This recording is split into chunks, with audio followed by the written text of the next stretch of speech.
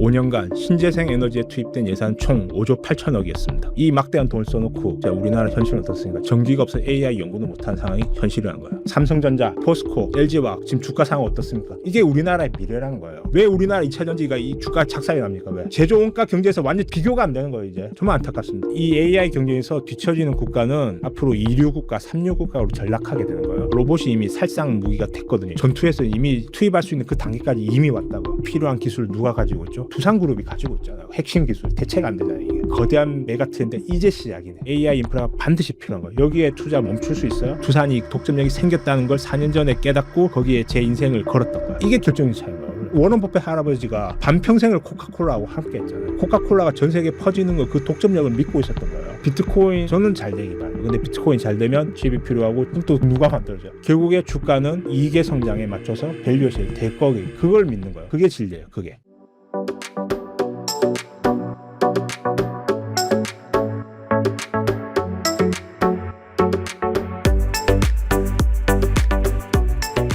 안녕하세요. MC 김지훈입니다. 네, 오늘은 박도환 투자자님 모시고 다양한 투자 관련된 인사이트 나눠보도록 하겠습니다. 투자자님 안녕하세요. 반갑습니다. 전체적인 주식시장 흐름 어떻게 보고 계시는지? 전체 흐름은 나쁘진 않았죠. 미국 신용등급 강등이라는 우리 예전에 신용등급 강등 때 폭락이 나왔었던 사태가 있었죠. 있죠. 네. 한 10년 전이었나요? 그때 기억을 떠올리게 하는 이벤트가 발생했는데 지금 주가가 지수가 현재 마이너스 0.7% 정도? 네네. 이 정도면 크게 나쁘진 않은 상태인 것 같아요. 우려했던 뭐 폭락 상황 이 정도는 아닌 것 같고요. 그리고 지금 또 이런 상황에서도 두산 에너빌리티 같은 경우에는 지금 플러스가 나오고 있어요. 미 외국인이 요즘 최근에 두산 에너빌리티를 굉장히 강하게 사고 있더라고요. 네네네. 그 이유는 이제 미국에서 정책적인 그리고 원전에 대한 앞으로 2050년까지 원전 규모를 4배 이상 확대하겠다는 발표가 있었고요. 그걸 알고 이제 외국인은 지금 두산 에너빌리티를 집중 매수하고 있다는 생각을 하고 있습니다. 네네. 그래서 저는 국내 주식 같은 경우에는 아시다시피 네네. 저는 계속 이제 두산그룹 위주로 계속 이제 투자를 하고 있고요. 중국과의 경쟁을 피하면서 장기간 성장할 수 있는 산업이 무엇인가를 찾아봤을 때 저는 그게 주 두산에 있는 두산전자였고 그리고 이제 두산 에너빌리티라는 이제 서방 진영에서 앞으로 이제 막대한 전력을 생산할 때 필요한 원전 특히 주기기의 생산 두산 에너빌리티 독점할 것이다. 지난 4년간 저는 계속 그 아이디어를 믿고 계속 투자를 이어오고 있고요. 국내 주식은 투자 대상으로는 제가 볼 때 그렇게 많지 않아요.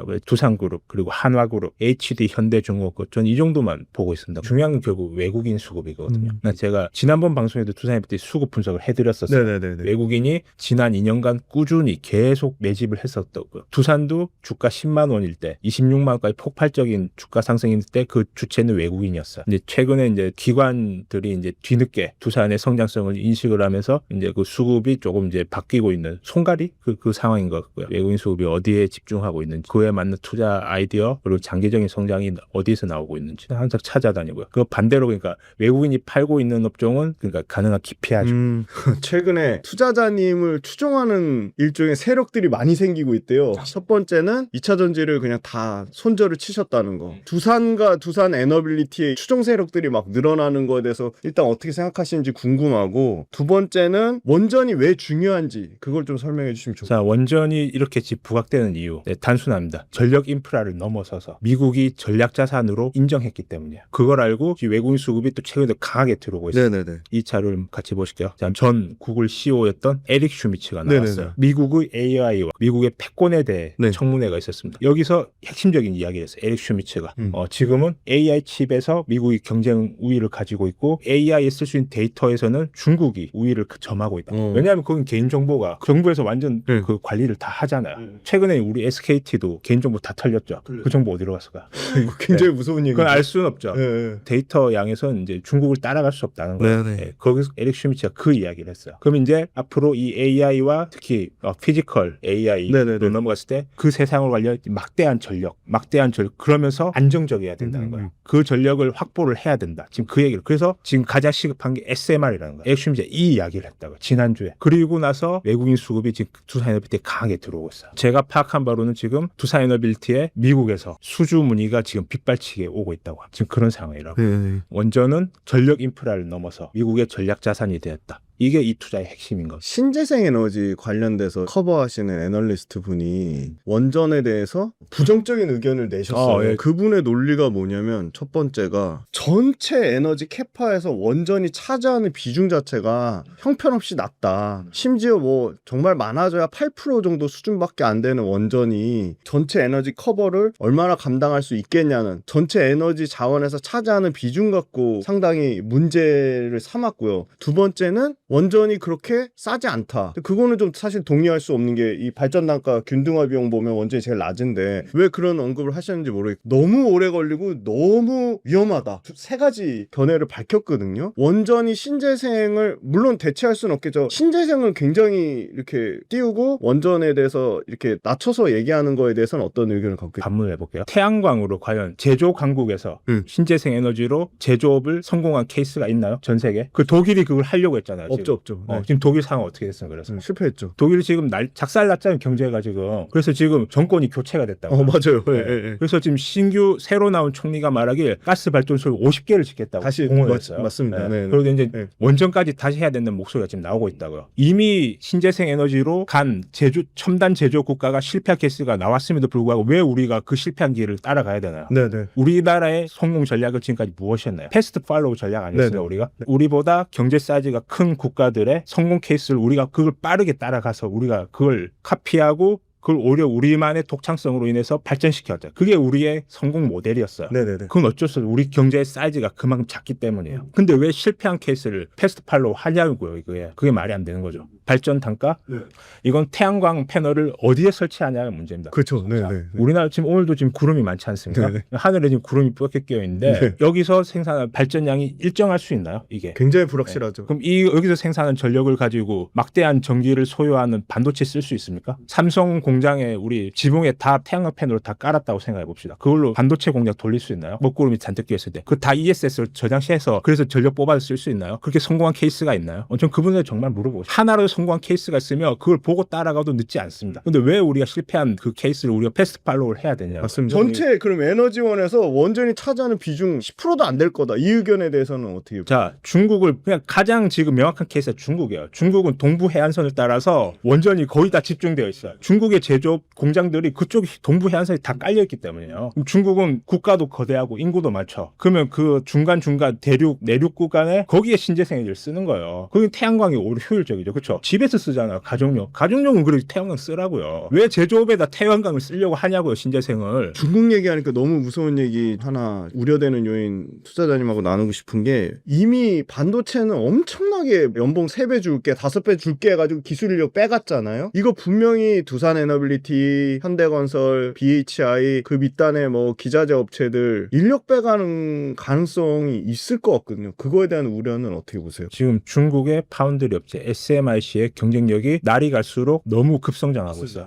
그 이유는 무엇일까요? 정말 이 반도체 첨단 제조업을 육성하려면 먼저 인력이 중요해요. 이제 고급 인력. 네네네. 중국 입장에서는 그 고급 인력을 충당하기가 쉽죠. 왜? TSMC 그걸 빼오면 되잖아요. 몇십억씩 쓰면 TSMC의 고급 인력들이 넘어올 수 있을까요? 없을까요? 넘어오죠. 같은 문화권이잖아요. 대만과 지리적으로 멀지도 않고 충분히 넘어. 그게 바로 중국을 키워주는 거예요. 그 반대로 얘기하면 그래서 두산전자의 기회가 왔고요. 그리고 이수페타시스에도 기회가 온 거예요. 그래서 두산과 이수페타시스의 경쟁 업체들이 대만 업체들이기 때문이에요. 자, 애플이 강하게 압박을 받고 있죠. 미국 정부로 해서 빨리 탈중국을 해라. 말을 안 되니까 지금 관세를 막 때리잖아요. 그쵸. 그래서 지금 인도로 옮기겠다. 뭐 일부 생산 시설을 미국으로도 옮기겠다. 그 근본 이유는 무엇인가요? 애플의 기준을 충족시키려면 중국 안에 소부장 기업들이 같이 애플의 스탠다드를 맞추기 위해서 그 수준이 올라간 거예요. 네네네. 그러니까 애플에 납품하는 소부장 업체들이 같이 커버리니까 어떤 일이 생겼죠? 화웨이, 샤오미 이런 테크 기업들의 수준이 같이 올라가 버리게 된 거예요. 그 미국이 그걸 보고 있는 거예요. 테슬라의 기준에 맞추려고 전기차 밸류 체인들이 같이 계속 노력을 해서 네네. 수준이 올라갔을 거예요. 네네. 그러니까 지금 중국 전기차가 수준이 올라가고 있는 거라고요. 그걸 지금 미국 정부가 계속 지금 압박을 하고 있는 거예요. 그래서 빨리 탈중국을 시키라고. 근데 거기에 우리나라의 소부장의 기회가 있을 거예요. 즉 미국이 필요한 기술을 보유한 그 기업들의 기회가 있는 있는 그게 두산전자였던 거예요. 그리고 이수페타시스도 거기 속하는 거고요. 그런 기업들을 우리가 찾아보면 돼요. 조선도 거기에 속하는 거예요. 두산에너빌리티는 연일 지금 계속 상승하고 있죠.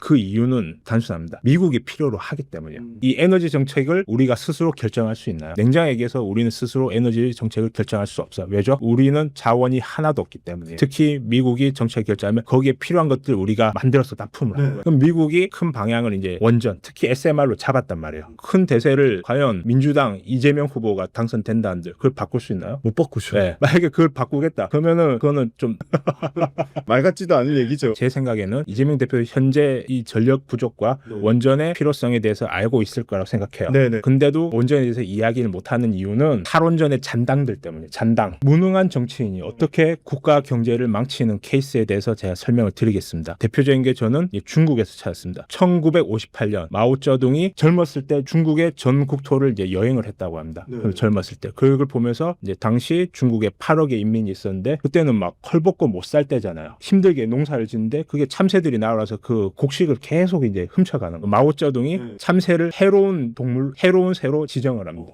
네. 만화에도 있는데 이 만화 내용을 한번 찾아보시기 바라요. 그 내용이 잘 나와 있어요. 오택동이 젊었을 때 중국 전국토를 여행을 하고 아주 유명한 말을 남깁니다. 참새를 향해서 저 새는 해로운 새다. 중국 인민들이 대대적으로 참새를 박멸하기 시작합니다. 이 전투라는 거예요. 참새의 전투. 그러자 무슨 일이 생겼냐. 해충, 특히 메뚜기 등의 해충이 개체가 폭발적으로 늘어나게 됐고요. 참새가 자연의 해충 조절자 역할을 했었습니다. 이를 인위적으로 제기하자 생태계의 균형이 무너진 것이죠. 그러니까 해충이 급증하니까 어떻게 되죠? 곡식 생산량이 망하게 된 거죠. 그래서 결국 이 결과로 최대 4,500만 명이 굶어 죽는 일이 발생했던 거죠. 무능한 정치인이 잘못된 비과학적인 정책을 폈을 때 이런 국가 경제가 작살이 난다. 우리가 과거로 한번 돌아볼게요. 이명박 정부 때 어떤 일이 있었죠? 갑자기 MBC에서 미친 소가 거품 물면서 쓰러지는 그 영상을 국민들에게 보여줬어요. 광우병 파동. 네네. 그리고 저 소를 먹으면 당신도 죽는다는 메시지를 던졌죠. 전 국민이 난리가 났습니다. 우리나라 최초의 촛불 시위 사태가 시작되게 되었죠.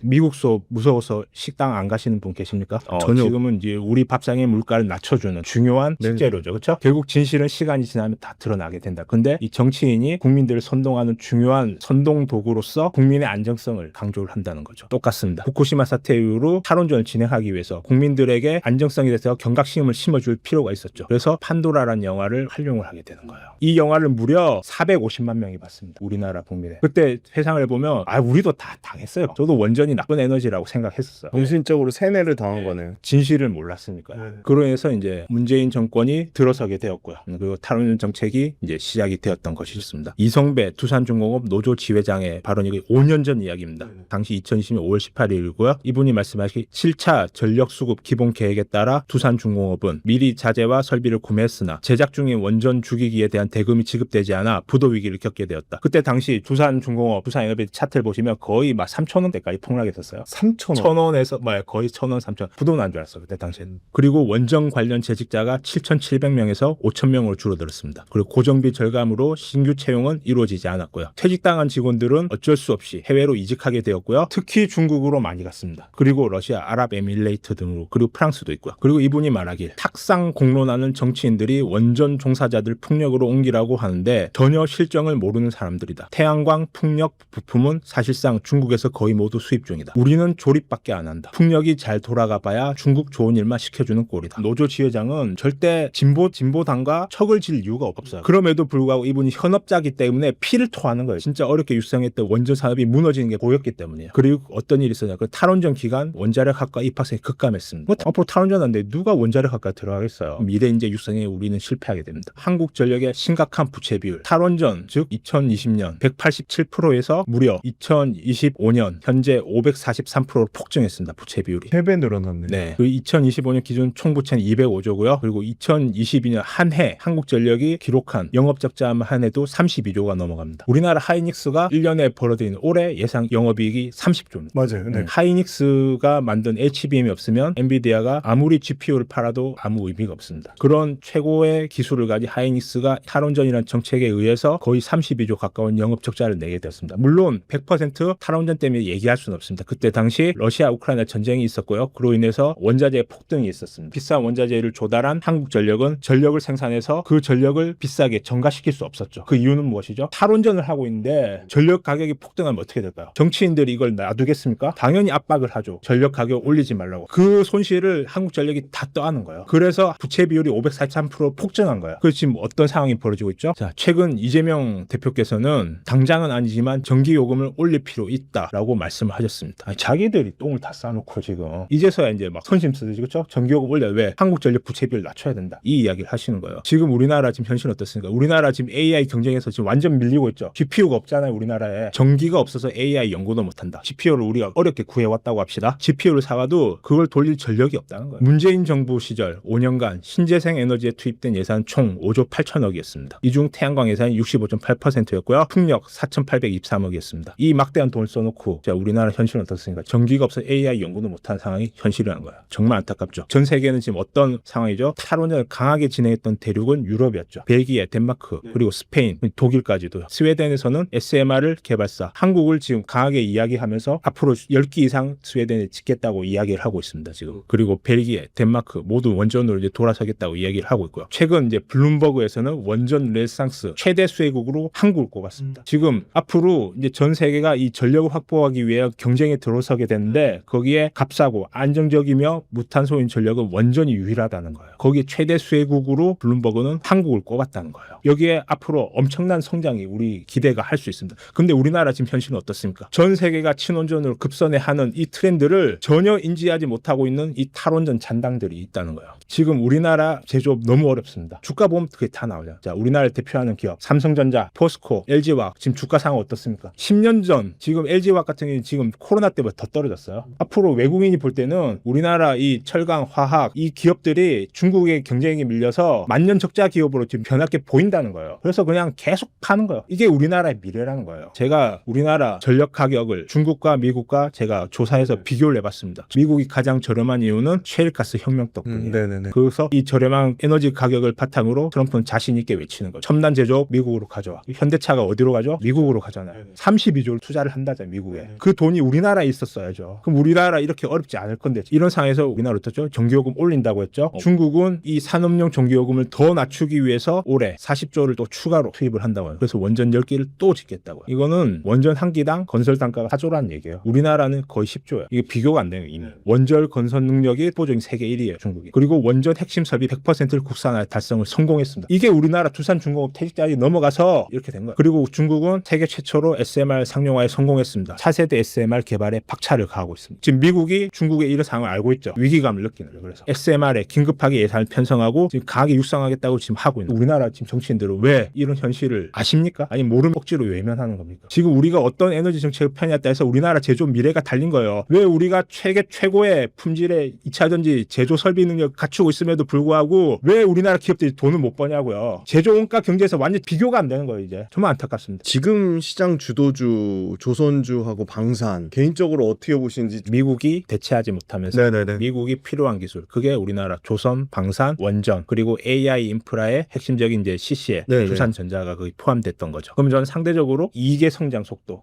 그리고 밸류에이션을 보면 되는 거예요. 그쵸. 지금 상황에서 이익이 급성장하는 기업이 어딘가? 주두산. 그렇죠. 그 안에 있는 두산전자인 거예요. 두산전자 실적을 한번 보겠습니다. 원래 두산전자 같은 경우는 1년에 매출 대략 한 1조 그리고 영업이익이 약 1,000억 정도 나오는 영업이익률 한 10% 정도 되죠. 10%. 그 정도 수준의 회사였어요. 근데 이게 지금 엔비디아의 최신형 칩 블랙웰의 단독 공급이 확정이 되면서 지금 어닝이 말도 안 되게 지금 급성장하고 있거든요. 네네. 원래 1년에 1,000억 벌던 회사가 올해 1분기죠. 영업이익 1,200억 찍혔습니다. 산술적으로 곱하기 4를 내보면 4,800억이 4,800억 나오잖아요. 이네. 그러니까 1년에 1,000억 벌던 회사가 4,800억이 되고 이게 슈퍼 어닝 서프라이즈죠. 그러네요. 지금 이 상황을 지금 아무도 예측을 못해요. 저도 2달 전에 김준 대표님 얘기할 때 제가 올해 두산전자의 영업이익을 2,000억을 예상한다고 말씀드렸어요. 네네네. 제 예상조차도 뛰어넘는 네네. 슈퍼 어닝 서프라이즈. 네네. 그래서 주가가 지금 바로 지금 반응이 나왔던 거예요. 이게 CCL이니까 소재인데 소재에서 이제 영업이익률 30%가 나온다. 이거는 저는 이런 경우를 지금까지 보지를 못했거든요. 보통 이제 기술력이 있는 소재 업체가 하이싱글 7%에서 9% 정도. 네네네. 그러면 아주 우수한 업체가 평가를 받고 있어요. 근데 30%가 나왔다는 거는 저는 이렇게 판단을 했어요. 엔비디아가 작정하고 이제 두산전자를 밀어주고 있고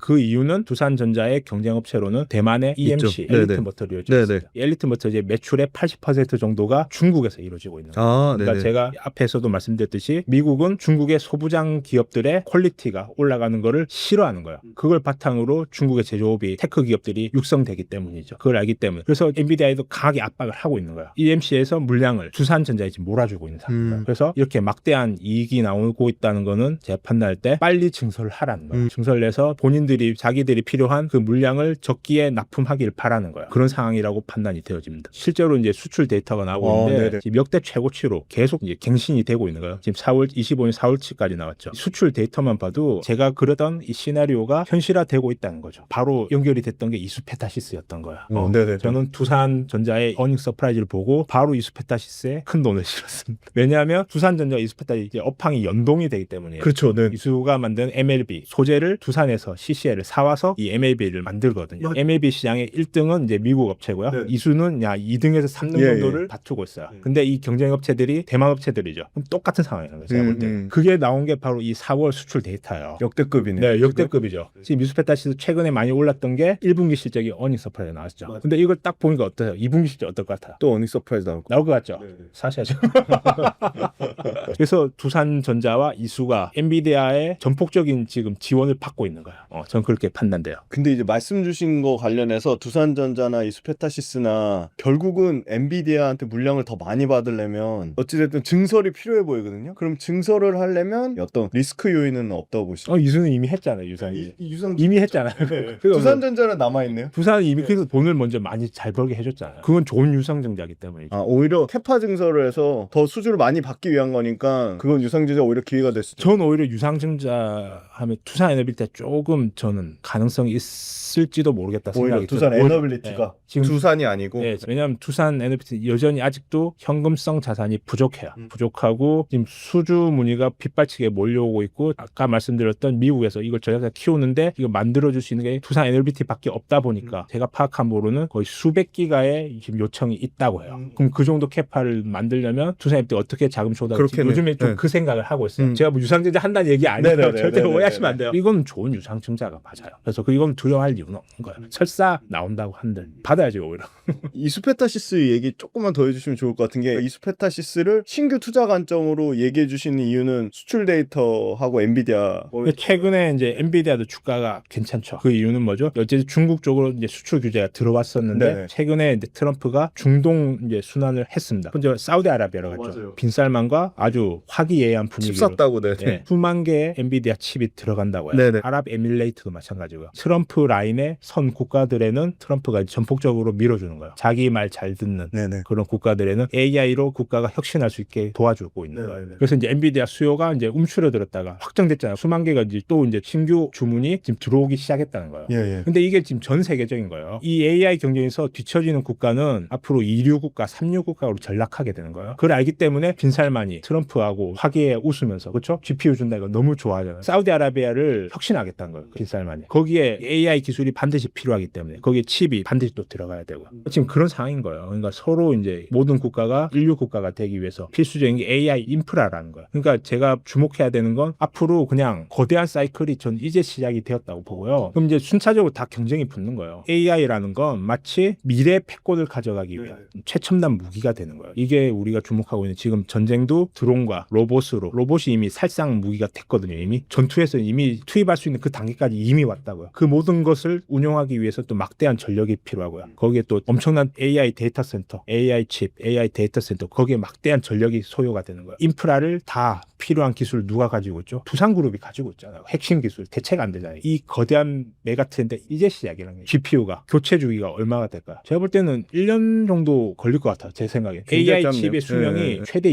2년이거든요. 그것보다 더 줄어들 것 같아요. 제 생각에. 그거를 이야기했던 게 샘 알트만이 얼마 전에 그 지브리 유행할 때 네네네. GPU가 녹고 있다. 그 이야기를 했잖아요. 그러니까 저는 투자 인프라 사이클이 앞으로 계속 증가하고 있는데 AI 교체 주기마저도 줄어든다. 그래서 이 떼돈을 벌고 있는 거예요. 이 메가 트렌드가 어디까지 지속될지 즐거운 마음으로 동행하려고요. 장기 사이클은 최소 5년 이상은 이어질 거라고 보시는 거예요. 이걸- 10년 사이클 뭐 이렇게 보시나요? 막대하게 돈을 퍼부어서 그죠? 네. 그래서 너네가 서비스로 돈을 벌지 못하면 투자자가 어떻게 회수할래? 그래서 최근에 많이 폭락했던 거죠. 근데 지금 그 단계를 이제 너무 경제적인 이유가 아니라 국가 간에 그렇죠? 인류 국가가 되기 위해서는 AI 인프라가 반드시 필요한 거예요. 여기에 투자 멈출 수 있어요? 그럴 수 없어요. 투자를 경제적인 이유로 판단하면 이게 안 보이는 거예요. 이 거대한 이 시대 변화를 그걸 읽어야 되는 거예요. 그래서 어떻게 보면 AI 거대한 이 흐름을 보면 미국 빅테크에도 투자하실 만 하는데 미국 빅테크는 어떤 의견을 갖고 계세요? 그러니까 단순해요. 저는 제가 미국 빅테크 하면 우리가 좋은 기업들 다 알고 있죠. 네네. 첫 번째 테슬라, 엔비디아, 팔란티어 이거 무조건 이 세 개는 꼽고 들어요. 요즘에 트렌드 트렌드 보니까 네네네. 이 기업들이 잘 되면 뭐가 필요해요? 자, 6월 달에 테슬라의 FSD가 출시된다고 하죠. 네네. 그러면 자율주행이 만약에 상용화에 성공하게 된다. 엄청난 데이터가 필요할 거죠. AI 칩이 엄청나게 또 들어가야 되겠죠. AI 칩으로 데이터 센터를 만들어야 되고 또 거기에 그 데이터 센터 운영을 하려면 엄청난 전기가 필요한 거예요. 그게 SMR이잖아요. 네. 이 기술 다 누가 가지고 있어? 이 필요한 인프라 기술. 두산이 가지고 있잖아요. 그러니까 이 기업들이 잘 된다. 두산이 같이 잘 된다. 근데 사람들은 어디에 주목하고 있어요? 미국 빅테크, 포 20, 30 거기 주목해요.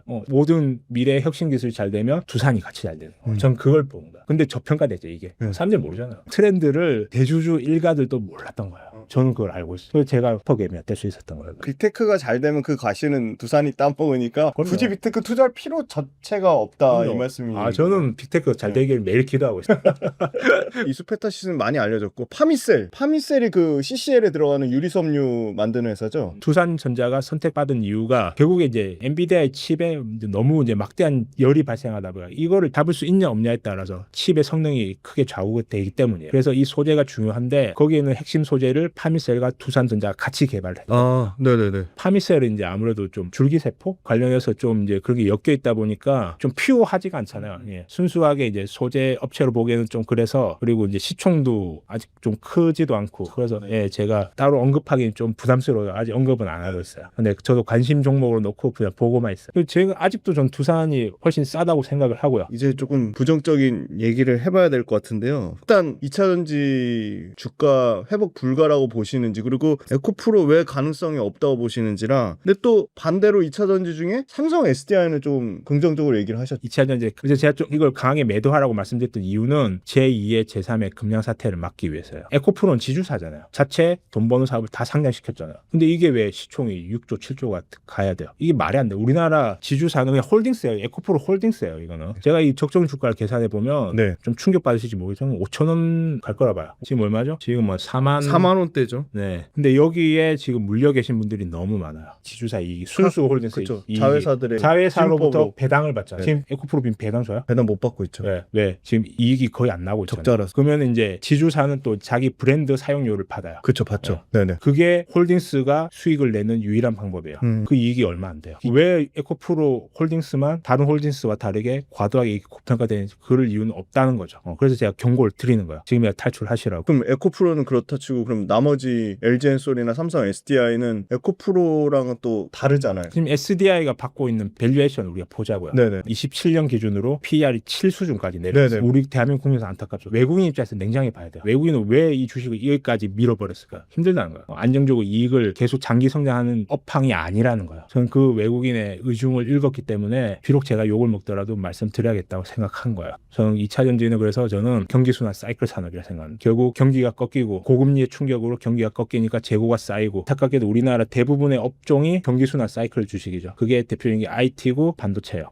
하이닉스가 올해 예상 영업이익 기준으로 PR이 약 5 정도 됩니다. 냉혹한 현실이에요. 외국인은 경기순환 사이클 산업을 이 정도로 평가를 하고 있습니다. 2차전지는 투자자님 보시기에 결국 중국과의 경쟁을 완전히 이기지 못할 거라고 보시는 거예요? 정말 안타깝지만 저는 이걸 커피 시장에 비유해서 제가 말씀을 드릴게요. 현재 커피 시장이 어마무지하게 늘어난 건 맞죠. 네네. 2차전지도 똑같이 앞으로 어마무지하게 커질 건 맞죠. 네네. 커피 시장이 커졌잖아요. 네. 근데 카페베는 왜 망했죠? 경쟁력이 없어서 네. 경쟁에서 도태돼서. 지금 우리 커피 시장을 보면 명확하게 갈리죠. 프리미엄 카페 시장은 네네. 스타벅스가 거의 독점 네. 수준을 네네. 먹어버렸어요. 저가 커피 시장은 누가 먹었죠? 메가커피. 메가커피죠. 네네. 우리나라 포지션 어디에 있나? 제가 앞에서도 말씀드렸듯이 에너지 정책 실패가 그 원인인 거예요. 원가에서 우리가 이길 수가 없어요. 저가 배터리 시장 이길 수가 없습니다. 그럼 이제 스타벅스가 될 수 있는 그 배터리 기업을 찾았다. 그럼 거기에 믿고 투자하시면 돼요. 원전의 생태계가 엄청 커지고 있잖아요. 보면 BHI 경쟁사라고 할 수 있는 HRSG 페어레스 보일러를 만드는 S&T 에너지도 주가가 뭐 80%씩 올랐더라고요. 그리고 이제 건설이랑 엮여서 시공사 역할을 하는 현대건설 완전 글로벌로 터지고 있는데 두산 에너빌리티를 제외한 나머지 원전 관련된 기업들에 대한 어떤 뭐 견해를 갖고 계신지. 우리가 투자를 하면서 가장 흔히 저지르는 실수, 우리가 TSMC가 이제 앞으로 잘 될 것 같다. 그 TSMC에 투자를 하면 돼요. 네네. TSMC 수혜주에 투자. 네네.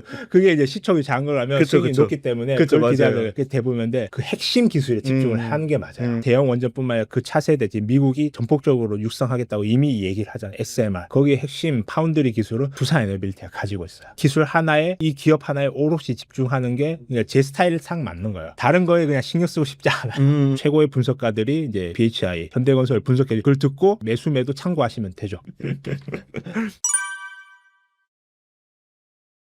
두산전자 같은 경우는 이 밸류에이션 팁을 주셨고, 두산 에너빌리티가 아마 올해 예상되는 게 1조 초중반.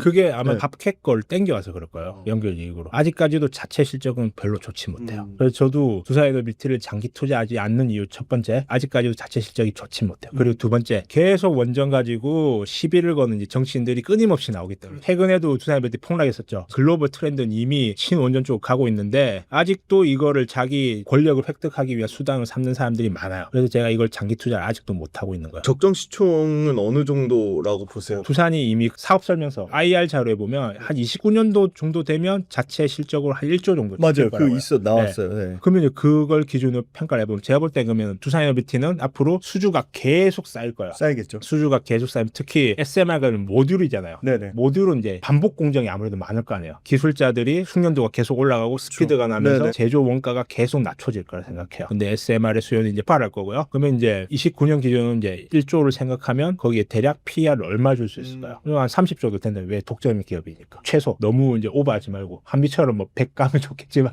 PER. 제가 볼 때 그 최소 그러면 30년 이상 장기간 이제 성장할 거라고 봐요. PER 30 부약은 30조 나오죠. 지금 시총 얼마죠? 20조 좀 넘죠? 네네. 그럼 대략 한 50% 정도 성장할 수 있겠죠. 보수적으로 말씀드린 거예요. 보수적으로 봤어요. 네. 주식 투자하는 데 있어서 굉장히 멘탈적인 부분 강조를 많이 해주시잖아요. 어떤 좀 마인드로 투자를 하면 좋을지 그거를 좀 나눠주시면 좋을 것 같아요. 계속 말씀드리는 게 기업의 내재 가치, 그렇죠? 기업의 장기적인 성장, 두산을 믿고 계속 투자할 수 있었던 이유, 독점력이었어요. 왜 우리나라 주식 투자가 왜 어렵습니까? 이유는 쉬워요. 경쟁이 너무 치열하기 때문이야. 우리 자영업자들도 경쟁이 너무 치열해요. 뭐 좀 잘 되나 우리 뭐 그 우르르 다 몰려가지고 막 순식간에 그냥 뭐 피바다로 만든. 네네. 2차전지 피바다 됐잖아요. 그래가지고 지금 그러니까 이 산업의 성장은 맞는데 실제 성장 수요 이상으로 공급이 과대적으로 피바다가 되는 거예요. 그걸 주도한 게 누구예요? 중국이잖아요. 그래서 내가 중국이 너무 싫은 거예요. 중국과 경쟁하는 산업은. 그래서 저는 안 쳐다봐요. 중국이라는 이 밸류체인을 미국이 배제를 하는 과정에서 중국이 떨어져 나가고 또 미국이 필요한데 거기에 필요한 기술을 가진 기업에서 장기 성장이 나오는 거예요. 그 독점적인. 두산이 그 독점력이 생겼다는 걸 4년 전에 깨닫고 거기에 제 인생을 걸었던 거예요. 성공해서 저는 오늘 슈퍼개미가 되었습니다. 주식 투자를 할 때 대부분이 95%의 이상의 참여자들이 이걸 돈 놓고 돈 먹기로 바라보기 때문이에요. 내재 가치를 보고 기업의 장기 성장을 본 사람들이 다 빨려 들어오는 거예요. 최근에 그 케이스도 두산에너빌리티 체코 계약 불발설 나왔을 때 아침에 그때 거의 마이너스 14%까지 떨어졌어요. 전 그때 왕창 잡았거든요. 근본 이유가 뭘까요? 저는 이 회사의 장기적 성장을 알고 있었고 최악의 시나리오를 저는 상상을 해봤어요. 우리가 수주한 체코 원전을 프랑스가 뺏어가는 거죠. 그렇죠? 그게 최악의 시나리오예요. 네네네. 체코에서 원전 자체를 엎어버린다는 게 아니었잖아요. 최악의 상황을 가정했을 때는 매출 인식 지연밖에 없어요. 제가 왕창 산 거예요. 이게 결정적 차이인 거예요. 그래서 기업의 내재 가치 그리고 이 산업의 분석이 되어 있는 사람한테 단기 투자자들의 그 공포와 패닉세일 그 돈들이 다 들어오는 거예요. 이 회사 장기 성장 믿음 없이는 여러분들은 다 털려나가게 돼 있어요. 계속 일관되게 말씀드린 거 이 영역을 옮기라는 거예요. 이 단기 투자의 얄팍한 시각에서 장기 투자자의 시각을 옮기라는 거예요. 워런 버핏 할아버지가 반평생을 코카콜라하고 함께 했잖아요. 코카콜라가 전 세계에 퍼지는 거 그 독점력을 믿고 있었던 거예요. 전쟁이 일어나든 그렇죠. 무슨 뭐 금리가 어떻고 뭐 난리가 나든 무슨 상관이냐고요. 코카콜라가 지금 전 세계에 퍼지고 있는데 아니 전 세계에서 지금 서로 인류 국가 되겠다고 AI 전력인파 투자한다는데 그럼 두산 원전 반드시 써야 되잖아요. 전 그걸 믿는 거예요. 그거를. 근데 이제 혹시 목표가 4자릿수 투자자가 되시는 게 목표세요? 그런 건 목표는 없어요. 제 자신의 소비 습관이나 볼 때 15억 정도만 있으면 충분히 행복하게 살 수 있어요. 지금 그 단계를 지금 훌쩍 뛰어넘는데 저는 15억 이상부터는 그냥 게임머니라고 생각했어요. 저한테. 그래서 저는 지금도 적정 주가 맞추기 게임을 그냥 즐겁게 하고 있을 뿐이에요. 그러니까 제가 슈퍼개미 몇 분 아는데 그분들하고 마인드 자체가 완전 달라요. 내가 투자한 기업에 관련된 정보, 지식 어떻게 공부를 하면 좋을지 팁을 좀 주신다면. 저 같은 경우는 저만의 뭐 노하우 이런 거 없어요. 그냥 이미 오픈된 정보만으로도 그 정보를 이 차이가 있어요. 그 정보를 읽고 저만의 사색을 통해서 네, 이 정보에 의미하는 말을 계속 상상했어요. 그 차이인 것 같아요. 상상력 차이인 것 같아요. 그래서 이 산업의 변화가 이렇게 되지 않을까. 근데 실제 그 변화가 일어났기 때문에 제 상상에 막. 그래서 제가 슈퍼게이머가 될 수 있었던 거예요. 평상시에 정보나 뉴스를 계속 업데이트했다가 그거를 상상력하고 결합을 연결시키는 거네요. 거죠. 시나리오를 만들어가는 거예요. 뭐 이런 건 어떻게 보세요? 그 MSCI에서 어떤 종목이 편입되고 편출된다. 그거 대략 이제 뭐 리스트가 쭉 나오잖아요. 두산이 거의 될 거야. 그래서 제가 두산 좀 많이 갖고 있어요. 그래서 이거 돈 받고 알려드려. 두산으로 연결시키네요. 예. 아니 네, 구독자들이 수익. 지금 주가 수익은 거의 확정적이라고 생각해요. MSCI 편입. 이거 두산 편입되나요 이거? 예, 지금 30만 원 수준에서도 유력한 편입 후보였는데 지금 40만 원 부근이잖아요. 그러면은 거의 확정적이 될 거예요. 투자자님 상상력을 발휘해서 어떤 기업에 신규로 들어갔어요. 근데 그게 내 예상과 무관하게 야금야금 계속 빠져가지고 내가 산 단가에서 거의 뭐 50% 반토막이 났어요. 그래도 그냥 5년 10년의 장기 믿음으로 계속 끌고 갑니다. 아니요, 저는 그렇진 않아요. 저는 트레이딩을 접근한 저는 거는 손절을 물어본 겁니다. 저점 깨지잖아요. 그럼 바로 잘라버려요. 저는. 아 저점. 네, 저점 깨지면 바로 그건 내 투자가 틀렸다는 걸 인정하고. 전저점인가요? 네. 아, 네. 그러니까 차트적으로 봤을 때 예를 들면 앞에 저점이 이 정도였다 생각할게요. 근데 이게 좀 반등했어요. 근데 이 앞에 저점을 깨고 내려간다. 그럼 이거는 하향 추세죠. 네네. 그때 바로 잘라야 돼. 아 그럼 다 전량 네. 손절하시네요. 예. 네. 그리고 그 상황에서 좋아 보이는 데서 글로 즉시 옮겨가요. 그러면 단기 트렌드가 유효하더라도 일종의 그걸 보시는 거네요, 그러니까. 그럼요. 네, 기술적인 분석을 통해서 네. 전저점이 깨지면 다 전량. 그러니까 이 모든 것들이 하모니가 됐기 때문에 오늘 같은 기적적인 제가 성과를 낼 수 있었던 거죠. 올바른 방향으로 제가 계속 말씀드렸던 기업의 내재 가치 그리고 주가는 단순해요. 결국 기업이 돈 버는 능력을 어떻게 평가해? 결국 이거예요. 네네. 네. 뭐 공매도가 어떻든 그렇죠. 뭐 수급에서 다 필요 없고요. 그냥 기업이 돈을 얼마를 버는데 그에 대한 평가가 뭐냐? 결국 이거를 내가 어떻게 판단해? 결국 이 싸움인 거예요. 네네. 그러니까 자꾸 어디 가서 좀 이상한 전문가들 얘기 듣지 마시고요. 장기적으로 성장하는 기업을 발굴하셔서 이 기업과 동행했을 때 내가 행복하고 내 가족이 행복하고 내 친구들과 모두 내 주변 사람이 행복할 수 있어요. 저는 이런 문화가 정착되길 바라는 거예요. 이렇게 해서 장시간 동안 다양한 투자와 관련된 인사이트 그리고 원전과 또 두산이 가진 포텐셜에 대해서 진심으로 정말 열정적으로 얘기해 주신 박도환 투자자님께 진심으로 감사드립니다. 감사합니다.